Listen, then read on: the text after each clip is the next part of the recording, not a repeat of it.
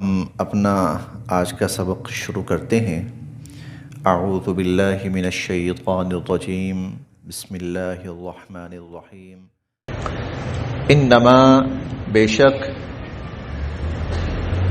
جزاء سزا، الذین ان لوگوں کی، یحاربون جو جنگ کرتے ہیں، اللہ سے۔ انما جزاء الذین، بے شک ان لوگوں کی سزا جو اللہ سے جنگ کرتے ہیں، ورسولہ، اور اس کے رسول صلی اللہ علیہ وسلم سے جنگ کرتے ہیں، وَيَسْعَوْنَ، اور وہ کوشش کرتے ہیں، فِي الْأَرْضِ، زمین میں، فساداً، فساد، خرابی پیدا کرنے کی، وَيَسْعَوْنَ فِي الْأَرْضِ فَسَادًا، اور وہ زمین میں فساد برپا کرتے پھرتے ہیں۔ یسعونا، دوڑا پھرنا نا، کوشش کرنا، دوڑنا پھرنا، تو وَيَسْعَوْنَ فِي الْأَرْضِ فَسَادًا، اور وہ زمین میں فساد برپا کرتے پھرتے ہیں۔ تو ان کی سزا یہ ہے، أَن يُقَتَّلُوا، کہ وہ سب قتل کیے جائیں، او یا یصلبوا، سولی پہ لٹکائے جائیں، او یا تقطع، کاٹے جائیں، ایدیہم، ان کے ہاتھ، وَأَرْجُلُهُمْ، اور ان کے پاؤں، او تقطع ایدیہم وَأَرْجُلُهُمْ، یا ان کے ہاتھ اور ان کے پاؤں کاٹے جائیں،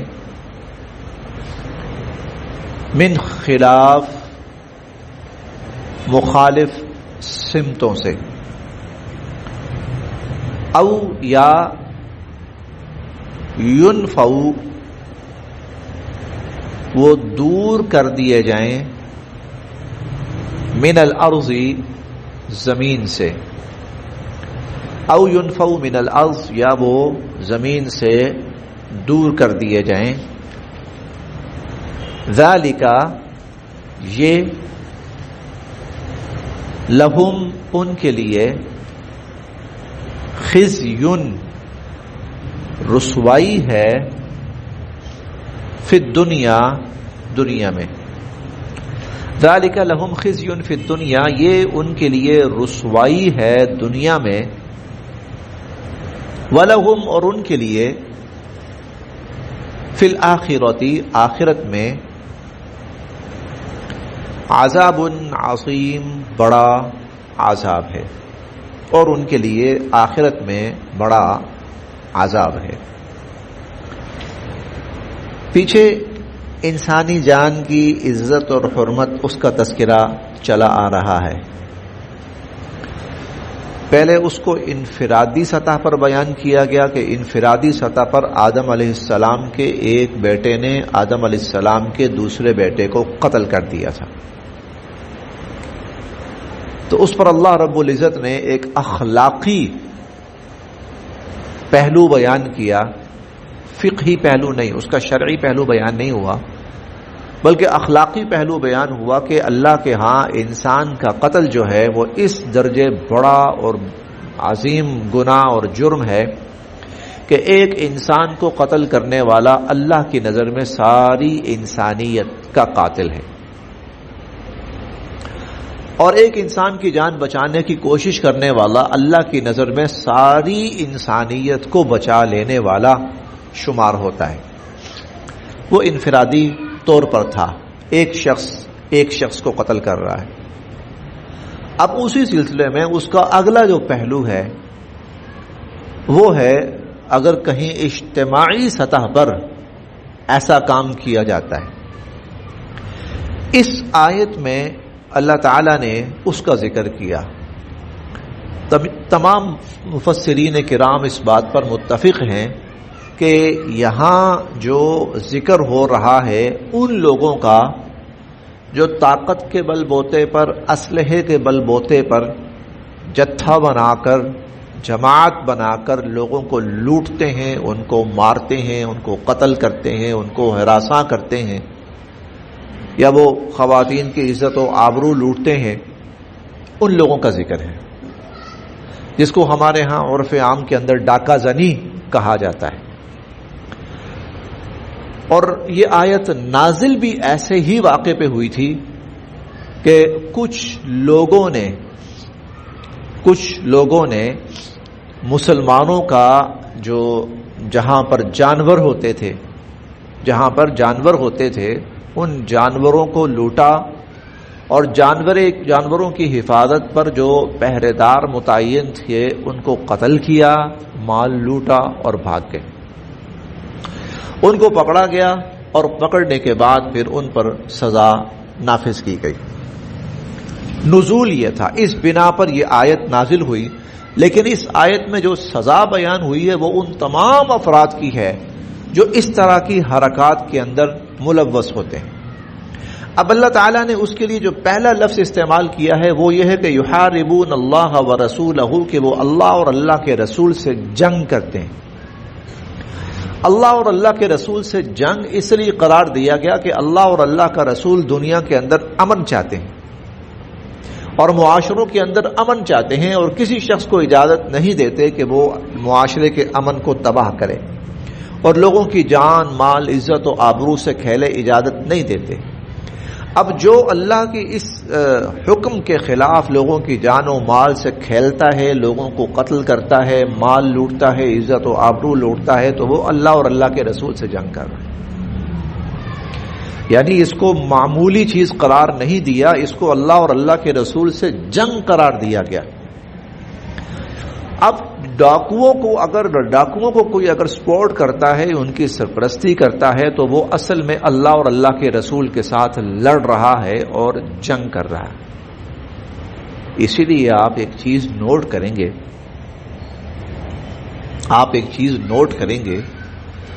بے شک ڈاکو جتنا مرضی ہو، جیسا بھی ہو، آپ کو اس کا انجام کیا نظر آئے گا کہ اس کی لاش کسی سڑک پہ پڑی ہوگی.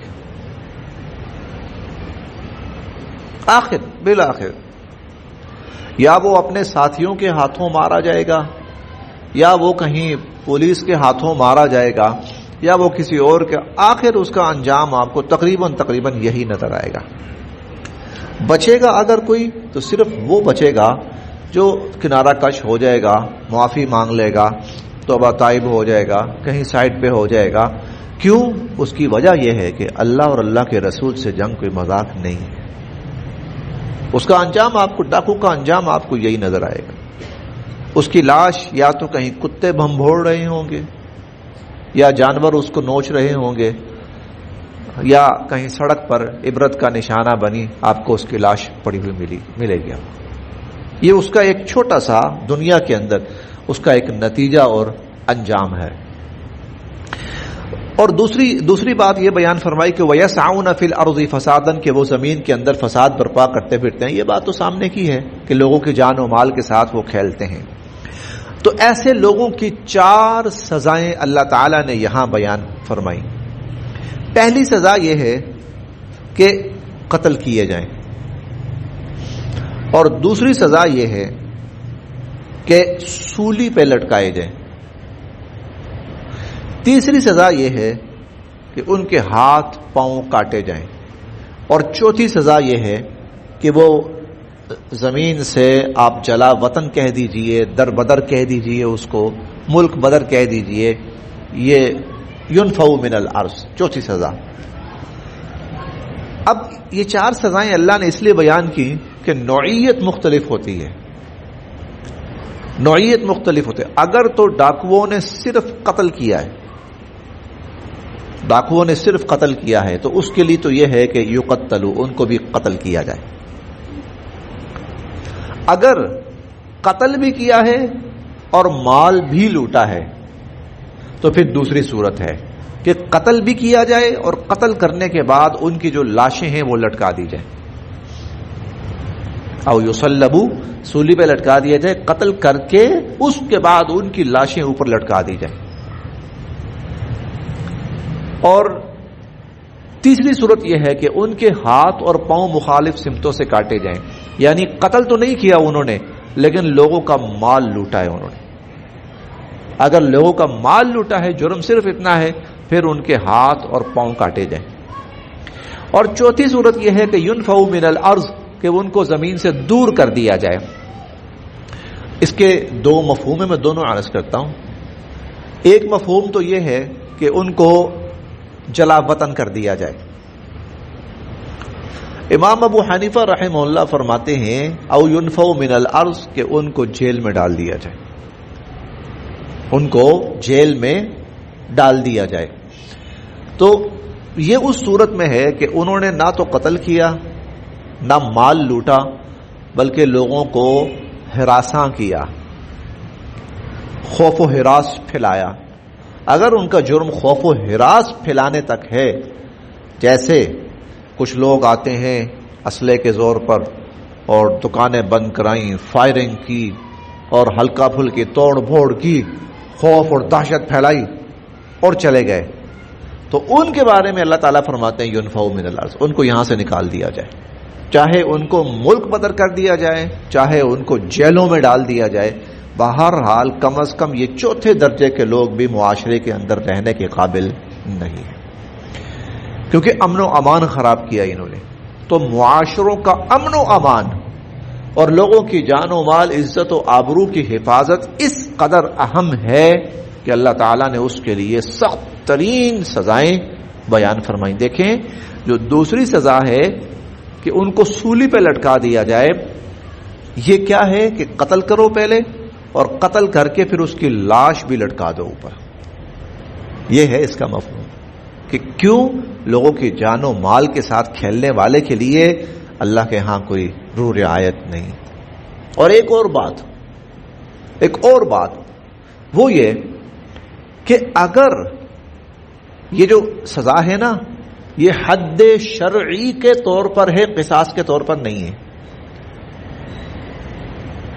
حد شرعی کے طور پر ہے، قصاص کے طور پر نہیں ہے، کیونکہ قصاص جو ہے وہ ورثاء معاف کر سکتے ہیں.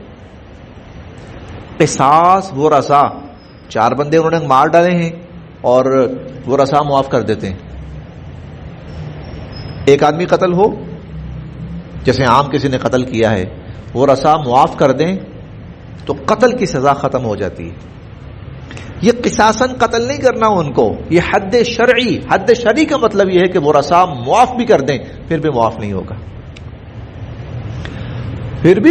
ہوگا، پھر بھی ان کو یہ سزا دینی ہی دینی ہے. یہ کسی کے معاف کرنے سے یہ سزا معاف ہونے والی نہیں ہے، یہ حد شرعی ہے. انما جزاء الذین، کیونکہ آغاز ہوا ہے کہ انہوں نے اللہ اور اللہ کے رسول سے جنگ کی اور زمین میں فساد برپا کرتے پھرے ہیں. یہ بعد میں آیا ہے، اللہ سے جنگ کرتے پھر رہے ہیں، اس لیے ان کی جو سزا ہے وہ حد شرعی ہے، وہ قصاص نہیں ہے. انما جزاء الذین، ان لوگوں کی سزا یحاربون اللہ، جو جنگ کرتے ہیں اللہ سے، ورسولہ، اور اس کے رسول صلی اللہ علیہ وسلم سے، وَيَسْعَوْنَ فِي الْأَرْضِ فَسَادًا، اور وہ زمین کے اندر فساد برپا کرتے ہیں.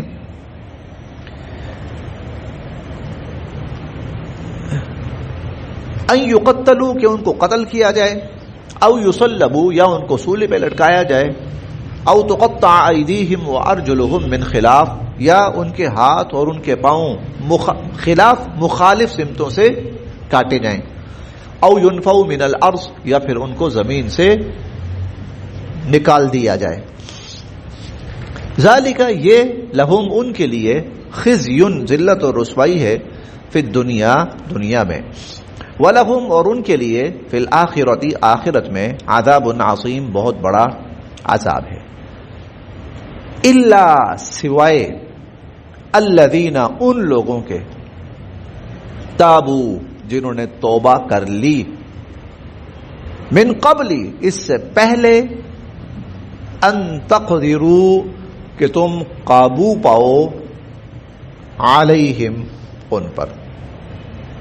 الا الذین سوائے ان لوگوں کے کہ جنہوں نے پکڑے جانے سے پہلے ہی توبہ کر لی, توبہ تائب ہو گئے. فاعلموا تو جان رکھو ان اللہ کہ بے شک اللہ تعالی غفور الرحیم بخشنے والے ہیں, رحم فرمانے والے ہیں. مطلب یہ ہے ڈاکو تھے, انہوں نے ڈاکے مارے, پھر وہ توبہ طائب ہو گئے. توبہ طائب ہونے کے بعد اگر کسی موقع پر پکڑے گئے تو اللہ تعالیٰ فرماتے ہیں اب ان کے لیے یہ سزا نہیں.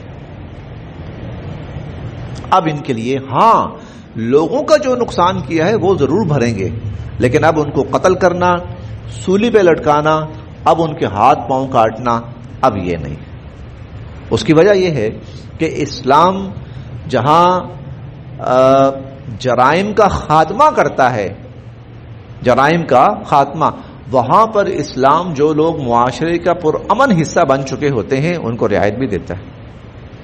اب یہاں اگر قتل کیا جائے, ان کو سزا دی جائے, تو ایک پوری جماعت ایک متاثر ہوتی ہے. اس لیے اسلام نے کہا اگر وہ توبہ کر چکے ہیں تو پھر جو لوگوں کا نقصان ہوا وہ بھر دیا جائے, البتہ ان کو سزا نہ دی جائے سوائے ان لوگوں کے جنہوں نے توبہ کی پکڑے جانے سے پہلے. تو فاعلموا جان رکھو ان اللہ غفور الرحیم اللہ تعالیٰ بخشنے والے رحم فرمانے والے. یا ایھا الذین آمنوا اے ایمان والو اتقوا اللہ اللہ کی نافرمانی سے بچتے رہو. وابتغوا اور تلاش کرو, ڈھونڈو, الیہ اللہ کی طرف, الوسیلہ وسیلہ, اور اللہ کی طرف وسیلہ تلاش کرو. وجاہدوا اور جہاد کرو, فی سبیلہ اللہ کی راہ میں. وجاہدوا فی سبیلہ اور اللہ کی راہ میں جہاد کرو. لعلکم تاکہ تم تفلحون فلاح پاؤ, کامیاب ہو جاؤ. اتقوا اللہ اللہ سے ڈرو, ایک بڑی واضح سی بات ہے, تقریباً اس کا مفہوم تو واضح ہے ہمارے سامنے. وابتغوا الیہ الوسیلہ اور اللہ کی طرف وسیلہ تلاش کرو. وسیلے سے مراد ہر وہ عمل جو انسان کو اللہ کے قریب کر دے, ہر وہ عمل جو انسان کو اللہ کے قریب کر دے وہ وسیلہ ہے. وجاہدوا فی سبیلہ اور اللہ کی راہ میں جہاد کرو. لعلکم تفلحون تاکہ تم کامیاب ہو جاؤ. ان الذین بے شک جن لوگوں نے کفروا کفر کیا, جن لوگوں نے کفر کیا, لو اگر, انا بے شک, لہم ہو ان کے لیے, ما جو کچھ, فی الارض زمین میں ہے, جمیعا سب کا سب. لو ان لہم ما فی الارض جمیعا جو کچھ زمین میں ہے اگر وہ اس سب کے مالک بن جائیں. ومثلہ اور اتنا ہی, معہ اس کے ساتھ اور بھی, ومثلہ معہ اور اس کے ساتھ اتنا اور بھی. لو ان لہم ما فی الارض جمیعا ومثلہ معہ زمین کے جتنے وسائل ہیں وہ ان کے مالک بن جائیں, ان کو مل جائیں, بلکہ اتنے اور بھی مل جائیں. لیفتدوا تو وہ جان چھڑانے کے لیے اس کو دیں گے. کس چیز سے جان چھڑانے کے لیے؟ من عذاب یوم القیامہ قیامت کے دن کے عذاب سے. قیامت کے دن کے عذاب سے جان چھڑانے کے لیے. آخرت کا عذاب, جہنم کا عذاب اتنی بڑی چیز ہے کہ آج تو لوگ کہتے ہیں نا کوئی بات نہیں, مار لو ہاتھ, بعد میں لے دے کے بے شک سزا ہو جائے کوئی بات نہیں، 4 دن 6 دن مہینہ 2 مہینے سال 2-4 سال جیل کاٹ لو اور اس کے بعد تم ہر چیز کے مالک۔ دنیا کی سزا بھگتنے کے لیے انسان تیار ہو جاتا ہے، لیکن اللہ فرماتے ہیں آخرت کی سزا اس قدر خطرناک، خوفناک، بھیانک ہے کہ وہاں پر اگر کسی شخص کے پاس پوری زمین کے وسائل ہوں، اور اس کو ذرا کبھی تھوڑا سا سوچنے کی کوشش کیجیے گا تو ایک دفعہ کانپ جاتا ہے آدمی۔ دنیا میں آج تک کوئی ایسا شخص نہیں آیا صرف سوائے حضرت سلیمان علیہ السلام کے جو زمین کے سارے وسائل کا مالک ہو جائے۔ دنیا میں آج تک ایک سلیمان علیہ السلام کہہ سکتے ہیں کسی حد تک بس، اور اتنے ہی اور قیامت کے دن اگر کوئی اتنا مالک ہو، سزا اس کو جہنم کی ہو، تو وہ چاہے گا، وہ ضرور چاہے گا کہ میں یہ سارا کچھ دے کر اپنی جان چھڑا لوں، لیکن اللہ فرماتے ہیں اس کے پاس ہو، وہ دینے کے لیے تیار بھی ہو تو ما تقبل منہ، قطعاً اس سے نہیں لیا جائے گا، اس سے قبول نہیں کیا جائے گا۔ وَلَهُمْ، اور ان لوگوں کے لیے عذاب علیم، دردناک عذاب ہے، اور ان کے لیے دردناک عذاب ہے۔ یریدون، وہ چاہیں گے، ان یخرجوا، کہ وہ کسی طرح نکل جائیں، من النار، آگ سے۔ یریدون ان یخرجوا من النار، وہ چاہیں گے کہ کسی طرح وہ جہنم کی آگ سے نکل جائیں، وما ہم، حالانکہ وہ نہیں ہوں گے، بخارجین، نکل سکنے والے، منہا، اس آگ سے، حالانکہ وہ اس عذاب سے، اس جہنم سے، اس آگ سے نکل سکنے والے نہیں ہوں گے۔ وَلَهُمْ، اور ان کے لیے عذاب مقیم، دائمی عذاب ہوگا،